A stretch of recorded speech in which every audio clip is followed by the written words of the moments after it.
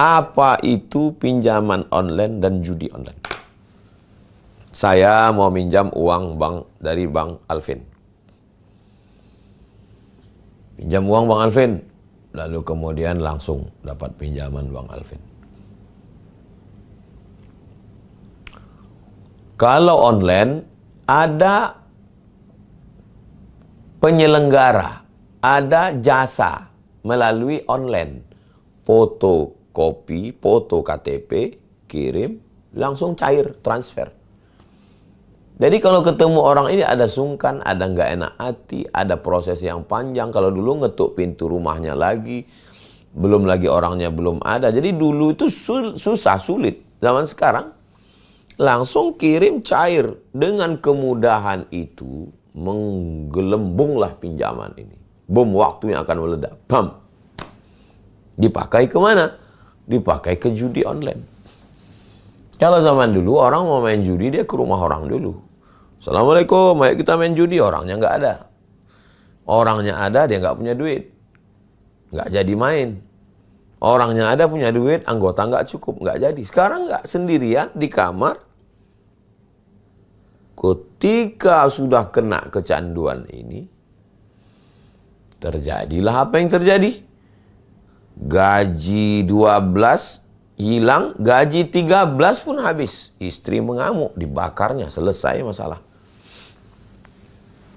Kejadian-kejadian ini semua anak menggadai, anak mengambil harta orang tua menggadaikan anak, suami memukul istri, istri membakar suami. Gara-gara apa? Gara-gara pinjaman online dan judi online. Siapa yang menyelenggarakan ini? Orang kaya yang ingin lebih kaya. Mudah-mudahan Allah menjaga negeri kita, menjaga anak kita, menjaga keluarga kita, suami, istri semua dari judi online. Ini judi online dan pinjaman online. Ini yang pertama. Yang kedua, mengapa orang bisa terjebak pada pinjaman online? Oke, tidak semua orang punya uang yang cukup untuk memenuhi kebutuhan keluarga. Dia punya kekurangan, maka dia perlu meminjam. Tapi, masa Ustadz seumur hidup nggak pernah minjam? Pernah, saya pernah minjam. Saat saya perlu, saat saya butuh. Tapi kalau hanya untuk lebih, hanya untuk style, hanya untuk gaya, minjam, itu musibah luar biasa. Minjam karena perlu, minjam beras untuk makan. Dan dalam Islam dibenarkan itu minjam. Surat Al-Baqarah ayat 282. Ya ayyuhalladzina amanu, hai orang beriman, idza tadayantum, kalau mau menjalin transaksi bidainin, hutang piutang, ila ajalim musamma, sampai batas waktu tertentu, faktubuh, tulislah. Pernah saya minjam, tapi saya bayar. Dan minjam itu memang karena keperluan, hajat pokok, makan. Nah, itu minjam. Tapi kalau hanya untuk yang mewah, untuk yang sesuatu, lebih baik tidak minjam. Jadi lagi-lagi mindset, cara berpikir. Saya mengajar pakai jaket hitam karena saya bawa motor. Kalau saya pakai baju koko, saya masuk angin. Jam 4 subuh saya keluar dari rumah mau mengajar kajian subuh. Bertahun-tahun. Datang jamaah memberi 50 juta waktu itu untuk DP. Ustadz, ini 50 juta untuk DP. Enggak, saya enggak mau. Ustadz, belilah mobil yang bagus, ini DP-nya nanti Ustadz kredit. Enggak, saya mau. Karena ini lagi-lagi mindset ditanamkan oleh orang tua, jangan berhutang. Itu tertulis tuh di kepala, jangan berhutang. Kalau pertimbangan saya waktu itu simpel aja. Untuk apa saya hidup mewah kalau saya dikelilingi utang? Nanti saya ketemu dengan orang yang ngasih pinjaman, mata dia ngelihat saya merasa. Dan nanti kalau dia minta macam-macam ke saya nggak bisa nolak. Ustaz datang ke rumah saya mau pindah rumah, anak saya mau akikah, anak saya mau walimah, saya nggak bisa bilang say no. Kenapa? Karena saya sudah tertawan. Jadi saya dari dulu. Jadi bukan sekarang-sekarang, dari dulu awal-awal pulang, masih kuliah, selama di Mesir 4 tahun, susah, sulit. Tapi mindset ditanamkan ibu, jangan minjam. Datang sahabat saya, kakak kelas saya, Ustadz Fulan. Mat, kata dia, kita ini akan berangkat haji nih tahun 2000. Naik kapal laut dari Makkah, dari Kairo ke terusan Suez, naik bis 7 jam. Dari terusan Suez nanti kita akan ke Jeddah naik kapal 2 hari 2 malam. Tiket PP $100, beli visa haji 300. $400. Ada uang yang dibawa dulu berangkat nggak pernah dipakai, masih dalam bentuk dolar. Habis 400. Ini 50 mat untuk makan. Abang pegang dulu bang. Nanti kalau aku nggak ada duit di Makkah baru ku pakai. Jadi prinsip saya bukan pegang dulu, nggak, tahan dulu. Nanti kalau udah nggak ada betul makan baru ku pakai. Selama di Makkah alhamdulillah makan. Macam-macam kerja untuk makan. Tapi yang namanya untuk minjam, jangan. Itulah pentingnya pendidikan orang tua. Jangan minjam. Almarhumah emak ngasih tahu, jangan minjam. Tapi bukan berarti minjam itu haram. Kalau minjamnya untuk kemewahan, kelebihan. Minjam hanya untuk handphone supaya dilihat orang high style. Bagi saya nggak bisa tidur saya itu.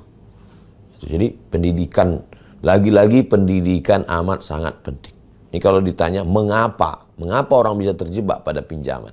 Kalau dikaji-kaji betul, dilihat karena kebutuhan, saya nggak yakin itu orang minjam karena kebutuhan. Lebih pada keinginan. Ada nggak Nabi membahas tentang itu? Pembahasan ketiga, hadisnya ada. Diriwayatkan Imam Al-Bazzar dan Imam At-Tabrani. Yang membuat manusia itu merasa kurang. Yang pertama, syuhun muta'. Syuhun itu lebih dahsyat daripada bakhil. Kalau bakhil itu pelit. Orang bakhil nggak mau duitnya dimakan orang lain. Itu bakhil.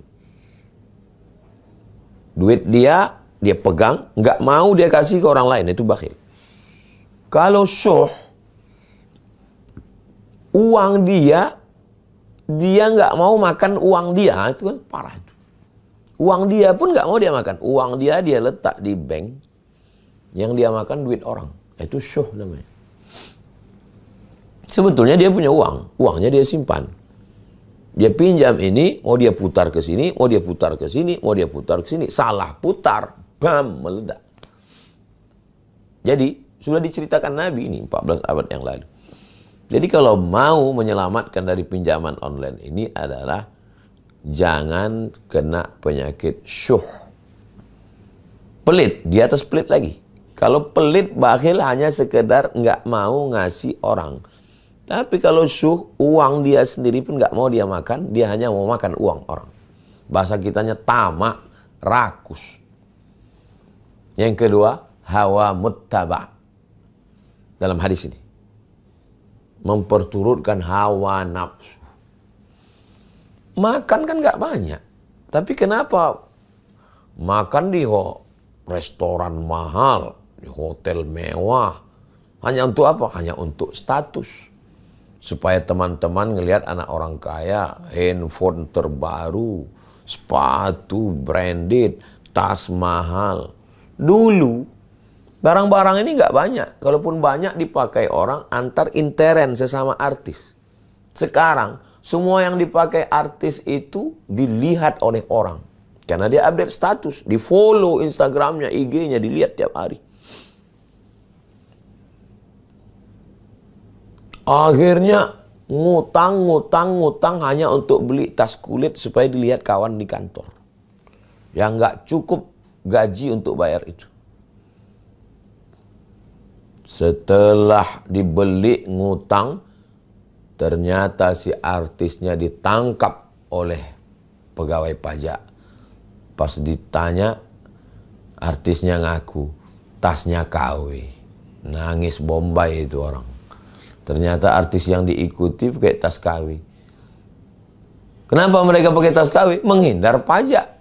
Kenapa dia pakai merek branded? Untuk high style. Memperturutkan hawa nafsu. Berlanjut kepada i'jabul mar'i. Untuk apa ini tas branded, HP mahal, mobil mewah? Ini untuk apa ini semua? I'jabul mar'i. I'jab. Supaya orang, wow, luar biasa. I'jabul mar'i bi nafsihi unwanu dha'fi aqlihi. Pepatah Arab, kata-kata hikmah.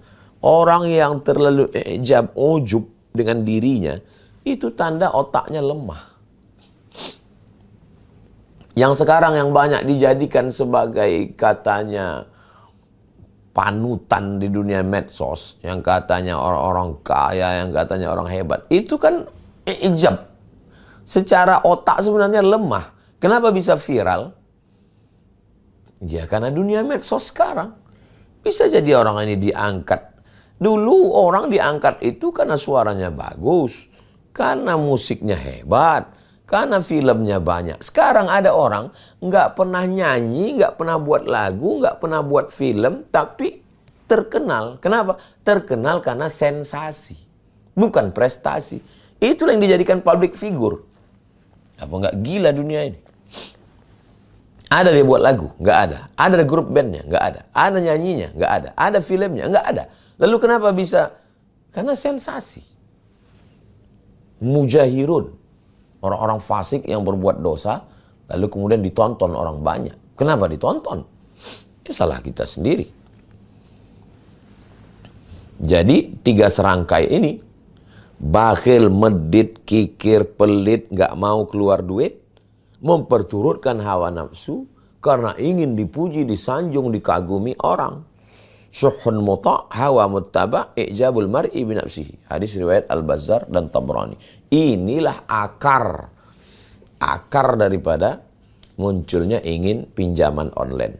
Karena 3 faktor tadi. Jadi faktornya faktor psikologis. Ya Ustadz enak ngomong begitu. Ustadz kan, ya saya manusia juga. Datanglah ke pondok, lihatlah kehidupan saya. Biasa aja. Kendaraan, mobil, jam tangan. Biasa aja jam tangan. Nah, ini dikasih Ustadz Lukman. Tanya Ustadz Alvin. Ustadz Lukman ngasih. Cincin. Nah, Ustadz cincinnya 2 ini dikasih jamaah Kalimantan. Ini dikasih jamaah. Apa yang mau kita tunjukkan?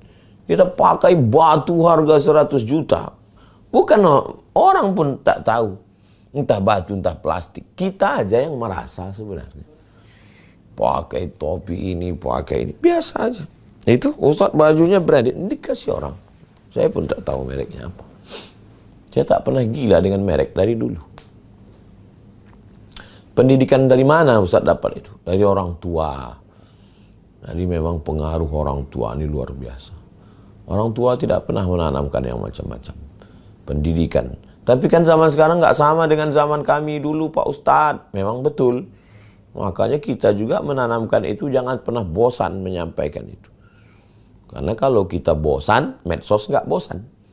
Kalau kita capek, medsos nggak capek. Tiap hari, maka mesti dilawan terus. Ibu, bapak pulang ngobrol dengan anak, duduk, tanamkan terus ke mereka. Kebahagiaanmu itu saat kau berhasil kuliah, saat nilaimu tinggi, saat kau berprestasi. Bukan dengan sepatu mahal, baju mahal, ikut branded, ikut style, tapi dililit utang. Ngomong terus, tulis di dinding. Nah ini supaya pikiran. Nah, Yang keempat, setelah orang ini tidak mau uangnya terpakai, maka dia perlu uang orang lain. Dia pakai pinjol. Diperturutkannya hawa nafsu, ingin ini, rumah besar, dapat mobil mewah, dapat itu, dapat ini. Bagaimana solusinya? Dari pinjol ke judi online.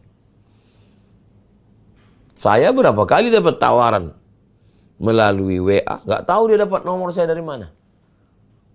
Melalui aplikasi, mudah loh, Anda tinggal transfer sekian. Memang gila zaman sekarang.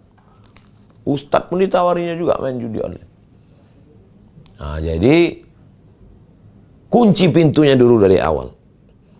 Dan kalau sudah pernah terjerembab, pernah masuk ke dalam, cepat-cepat sadar.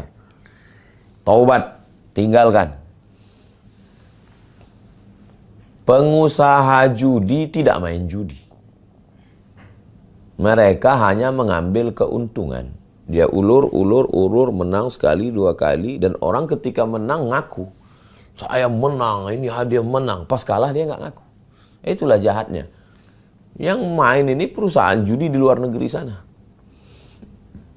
Orang-orang kroco-kroconya ini jadi bintang iklannya.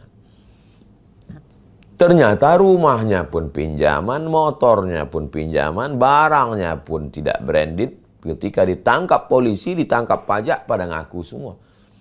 Itu yang dulu flexing, memperlihatkan rumah mewah, mobil mahal, mobil sport. Ternyata punya showroom.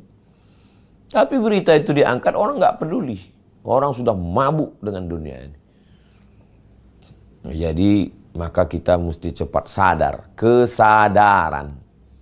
Sadar dengan hakikat hidup, sadar dengan apa yang mau kita cari, sadar bahwa ini tipu-tipu ini semua, bohong ini semua. Kalau cepat kita sadar, maka insya Allah. Lalu cepat kembali kepada agama. Poin yang keempat, surat Al-Maidah 100. Surat Al-Maidah ayat 90. Innamal khamru khamar, wal maisir judi, wal ansab menyembelih binatang untuk berhala, wal azlam mengundi nasib, rijsun najis, min amali syaitan fajtanibuh. Rijsun najis, min amali syaitan, perbuatan syaitan, fajtanibuh, jauhi, la'allakum tuflihun. Kalau kamu mau menang dalam hidup, tinggalkan ini. Orang tua wajib mengontrol istrinya, mengontrol anaknya.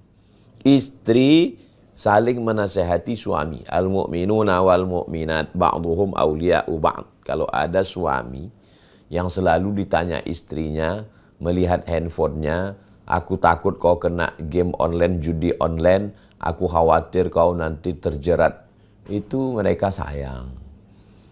Orang tua masuk ke kamar anak, mesti izin, umur 18 tahun, itu barat parenting punya. Mau diikut kemana barat ini? Dalam Islam orang tua mengontrol anak. Kamu pakai handphone, duitnya dari mana? Kamu kerja apa? Bisnis apa? Tidak bisa, tidak mau tahu. Kullukum ra'in, setiap kamu kepala rumah tangga adalah pemimpin. Wa kullukum mas'ulun, setiap kamu akan ditanya an ra'iyatih, tentang istrimu, tentang anakmu. Kita akan diminta tanggung jawab di hadapan Allah Subhanahu wa ta'ala. Tentang pinjaman online, judi online ini tidak selesai dengan advice, nasihat. Ustadz ini berada di tengah. Ustadz tidak punya kekuasaan. Ustadz di atas orang awam karena ilmunya. Tapi dia hanya batasnya advice, nasihat. Ceramah, tausiah, khutbah, kultum, ngaji, itu ustadz. Dia di tengah ini. Tapi untuk pengambilan keputusan hukum, ati Allah wa ati Rasul wa ulil amri. Ulil amri. Pemerintah jangan takut. Berapa lamalah kekuasaan itu digenggam? 1 periode, 2 periode, pakai kekuasaan untuk nahi mungkar. Siapa ini yang membackup judi online ini? Tangkap, penjarakan. Hukum mati kalau perlu. Cina itu negeri paling korup dulu. Tapi kenapa dia bangkit? Kepastian hukum. Ini solusi. Poin kelima. Kepastian hukum. Datang Usamah bin Zaid, anak kesayangan Nabi. Karena ayahnya Zaid, anak angkat Nabi, nama anaknya Usamah bin Zaid. Datang kepada Nabi SAW. Tolong ringankan hukuman si fulan. Namanya Fatimah, mencuri, anak kepala suku. Nabi marah. Inna ahlaka man kana qablakum, orang-orang sebelum kamu dibinasakan Allah gara-gara ini. Idza saraqa fihimud dha'if. Kalau yang mencuri itu orang miskin, rakyat jelata, orang lemah, tangkap. Kalau yang pakai narkoba, pemakai kecil, tangkap, hukum. Pencuri, maling, bengkak. Tapi kalau pengedar, penjual, bandar, penjudi, di backup pejabat, oknum, merajalela. Idza saraqa fihimus syarif, kalau yang melakukan ini orang terhormat, tarakuh, mereka biarkan. Inilah pangkal kehancuran kita. Walaupun tidak Islam, tidak hukum Islam, tidak negara Islam, tapi kalau menegakkan prinsip Islam, dia akan menang. Mana contoh? Tiongkok, China. Prinsipnya prinsip Islam. Apa prinsipnya? Narkoba, korupsi, bunuh, hukum mati. Karena prinsip hukum itu menyelesaikan masalah, memberikan efek jera. Itu yang dilakukan. Jadi ulil amri dipilih oleh rakyat bukan untuk menguasai aset rakyat, bukan untuk berbisnis dengan rakyat, bukan untuk menghancurkan rakyat, melindungi orang-orang yang ingin merusak rakyat, tapi dia diangkat oleh rakyat untuk melindungi rakyat. Maka segala yang merusak, di antara yang merusak ini sekarang adalah pinjaman online, judi online. Maka dia mesti bertanggung jawab nanti di hadapan Allah. Kekuasaan tidak lama, 5 tahun, 10 tahun. Tidak bisa dimakan karena diabetes, jantung koroner, asam urat, asam lambung. Anak makan haram, hidupnya juga tidak tenang. Apa yang mau kita cari hidup ini? Dari mulai RT, RW, Kades, Kadus, Camat, Bupati, Wali Kota, Gubernur, Presiden. Apa yang mau dicari? Pada akhirnya meninggal dunia.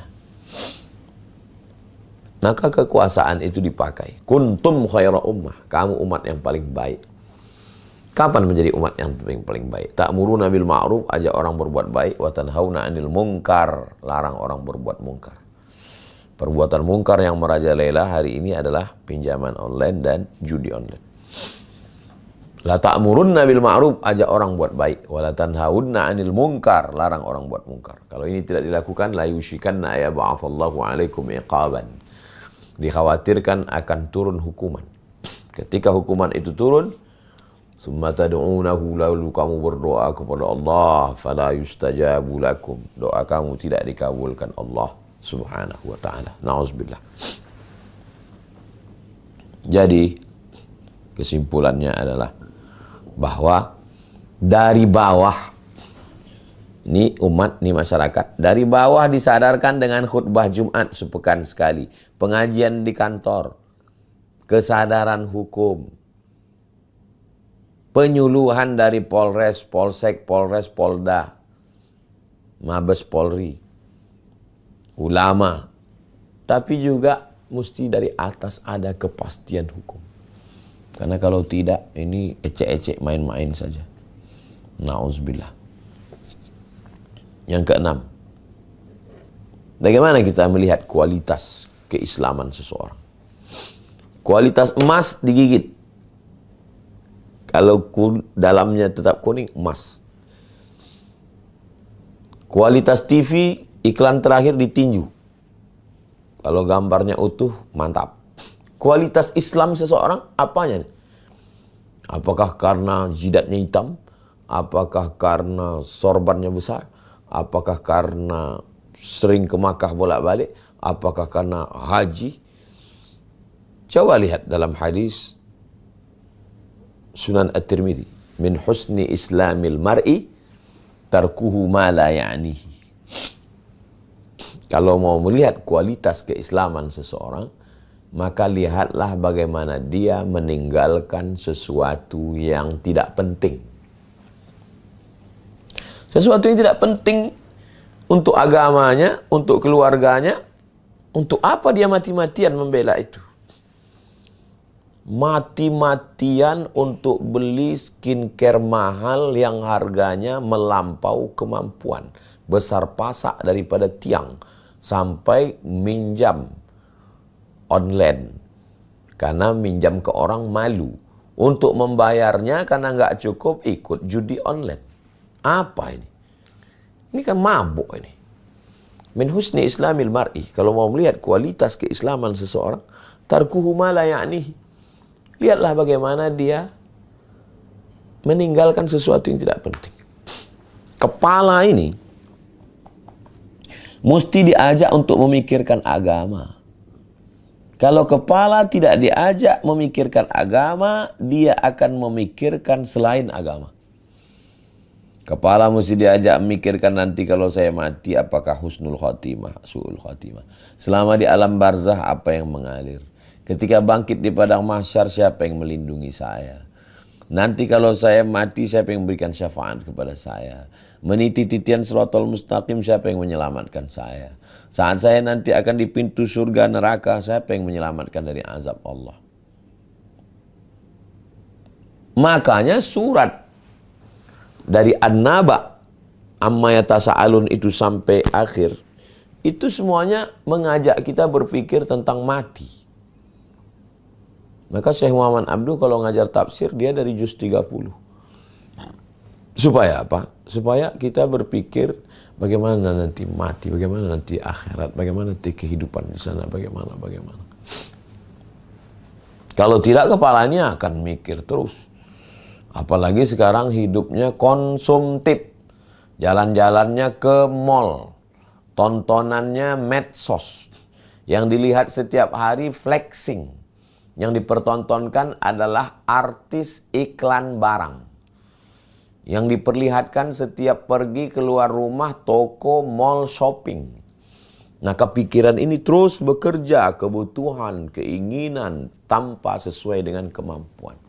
Kasihan sekali anak-anak usia sekolah, mahasiswi, menjadi simpanan ayam kampus, karena hanya ingin HP bagus. Mudah-mudahan anak kita, anak bangsa, anak umat ini diselamatkan dari kehidupan konsumtif yang luar biasa ini. Maka lagi-lagi pendidikan rumah. Ulang tahun, acara kebahagiaan, acara liburan, bawa anak ke mall. Enggak salah, saya pun jalan ke mall. Tapi bawa juga dia ke panti asuhan. Untuk unzur ila man huwa asfala minka, lihat ke bawah. Bawa juga dia ke panti jompo. Bawa dia ke panti khusus anak-anak bayi-bayi yang dibuang dalam kardus. Berapa tabunganmu? Berapa uangmu? Belikan ke susu bayi ini. Pendidikan itu dari kita. Jangan sampai kita lupa. Maka kalau itu kita camkan, kita dalamkan, kita masukkan ke dalam akal pikirannya dari mulai bawah sadarnya, terbawa ke mimpi, terbawa ke remaja, terbawa ke dewasa, maka insya Allah semangat dan selamat dia. Yang terakhir, yang ketujuh, puncaknya adalah silahul mu'min, doa. Mindset sudah, membiasakan diri sudah, hukum-hukum agama sudah, kepastian hukum sudah, jangan sombong. Doa, silahul mu'min. Doakan itu anak-anak. Di sujud terakhir, selamatkan anak saya supaya hatinya tertutup untuk beli ini, karena kekurangan, lalu dia pinjam online karena butuh lagi, akhirnya dia terjebak ke judi online, lingkaran setan. Masuk penjara, membunuh. Berawal dari keinginan yang berlebihan ingin tersalurkan, kurang kebutuhan, terjebak ke pinjaman online. Pinjaman tidak mencukupi karena besarnya keinginan main judi online. Ternyata main judi online menang sekali, kalah 10 kali, pinjam online lagi, judi lagi. Akhirnya ditangkap polisi. atau membunuh, atau merampok, atau membakar. Mau kemana anak bangsa ini kalau terus begini? Semua sudah kena. Oknum aparat pun bisa kena. Na'udzubillah.